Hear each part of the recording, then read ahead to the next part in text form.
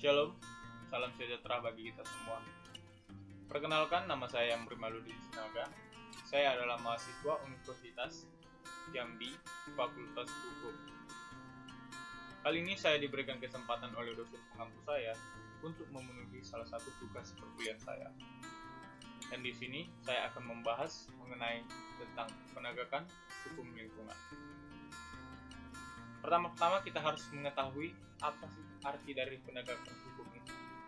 Jadi, penegakan hukum merupakan upaya untuk menerapkan hukum dalam situasi yang konkret, baik dilakukan melalui proses peradilan maupun dilakukan di luar proses peradilan. Dari sini kita dapat menetapkan tingkat ketaatan terhadap hukum. Kita masuk ke pengertian penegakan hukum lingkungan. Jadi penegakan hukum lingkungan ialah merupakan upaya untuk mencapai ketaatan terhadap peraturan dan persyaratan dalam penentuan hukum lingkungan yang berlaku secara umum maupun individual, melalui pengawasan dan penerapan sanksi administrasi, gugatan perdata, dan pidana. Instrumen daripada penegakan hukum lingkungan ini terdapat di dalam Undang-Undang Nomor 32 Tahun 2009, yaitu tentang perlindungan dan pengelolaan lingkungan hidup.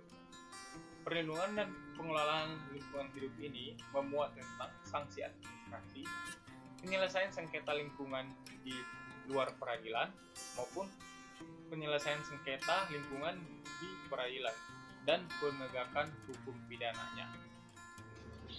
Baiklah, kita lanjut ke penegakan hukum administrasi lingkungan.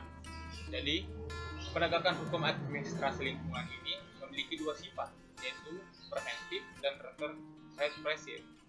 Preventif sendiri yang artinya pengawasan, dan represif yang artinya sanksi administrasi untuk menegakkan peraturan perundang-undangan lingkungan.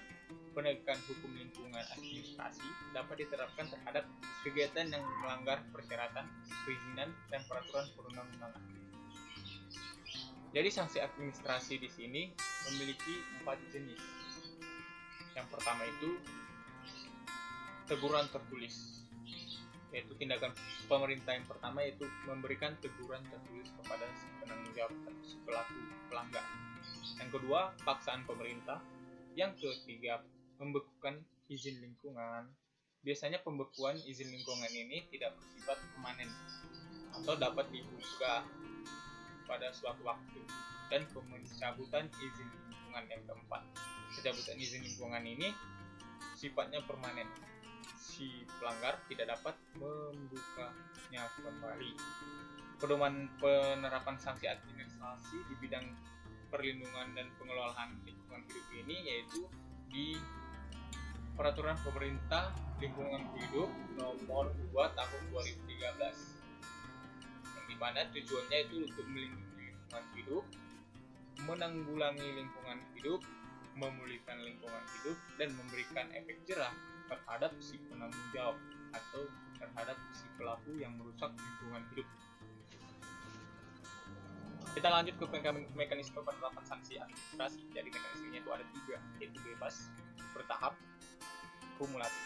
Yang pertama kita bahas dulu yaitu bertahap. Jadi bertahap ini pemerintah memberikan sanksi yang ringan. Maksudnya ringan yaitu dia bertahap dari teguran tertulis. Pemerintah memberikan dulu teguran tertulis. Lalu lanjut ke paksaan pemerintah. Setelah paksaan pemerintah itu lanjut ke pembekuan izin. Jadi izinnya itu dibekukan dulu. Kalau si penanggung jawab atau si pelaku tidak dapat memperbaiki juga, lanjut ke tindakan akhir yaitu pencabutan izin. Jadi si pelaku tidak dapat melakukan aktivitas atau melakukan aktivitasnya yang seperti biasa. Yang kedua itu bebas. Jadi keleluasaan pejabat yang berwenang untuk menentukan jenis sanksi didasarkan pada tingkat pelanggarannya. Jadi pemerintah langsung ke paksaan pemerintah, langsung pencabutan izin tanpa didahulunya surat tertulis atau teguran tertulis. Jadi pemerintah langsung melakukan paksaan lalu mencabut izin si pelaku tanpa memberikan teguran dulu. Lanjut ke kumulatif. Kumulatif ini terbagi menjadi 2, yaitu ada internalnya dan eksternal. internal ini penggabungan beberapa jenis sanksi administrasi, contohnya paksaan pemerintah, dan digabung dengan pembekuan izin. Yang ke eksternal, penggabungan salah satu jenis sanksi administrasi dengan penegakan hukum lainnya, contohnya paksaan pemerintah dengan pidana. Jadi yang eksternal ini dia disangkutkan ke pidana, tidak ke administrasi lagi, dia digabung antara paksaan pemerintah dan pidana.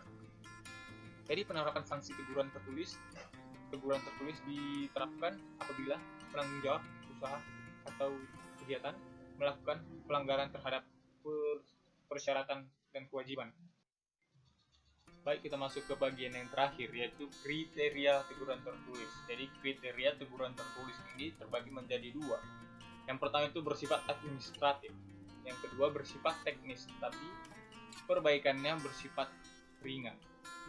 Maksudnya dapat dilakukan secara langsung atau tidak membutuhkan waktu yang lama. Perbaikannya itu tidak membutuhkan waktu yang lama, itu dapat kembali lagi.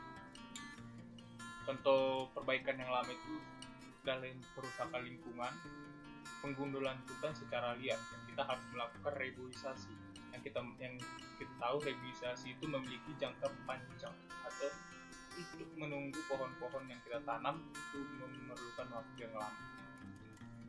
Baiklah, sekian video penjelasan dari saya. Mohon maaf atas kesalahan yang ada. Terima kasih.